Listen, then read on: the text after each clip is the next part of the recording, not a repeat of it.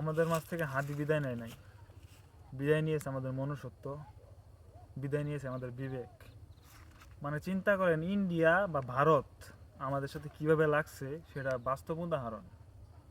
এই দেশে স্বৈরাচার গিয়া বাসা বাঁধছে ওইখানে, এই দেশে যত কুকর্ম হয় ওইখানে যায় সব বাসা বানে, ওইখানে যায় তোরা সবাই আশ্রয় নেয়। মানে ইন্ডিয়ার ভিতরে যা আছে মনে করেন বাংলাদেশে যা যাই ঝামেলা হয়, যা দুর্নীতি হয়, যা মনে করেন যে খুন খারাপই হয়, এক কথায় ক্লিয়ারভাবে বলতেছি, ওইখানে তারা আশ্রয় দেয়। মানে তারা কি চাইতেছে, বাংলাদেশে তোমরা পুন মারামারি করবা, আমরা সাপোর্ট দেওয়ার জন্য আছি, তোমরা মারামারি করে আমাদের দেশে চলে আসো।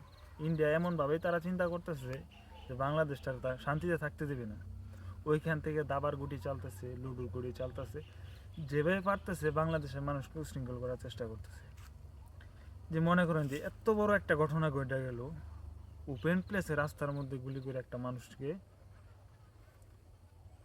ভাইরা ফেলা, তো বিষয়টা কতটা ভয়ানক আর কত না জঘন্যতম কাজটা করছে। তারা সুন্দরভাবে তারা জায়গা দিয়ে দিছে, সুন্দরভাবে তারা ঠাই দিয়ে দিছে। এর থেকে বোঝা যায় যে পার্শ্ববর্তী দেশ হলে কি হবে, আমাদের জন্য তারা বিন্দু পরিমাণ ভালো চায় না।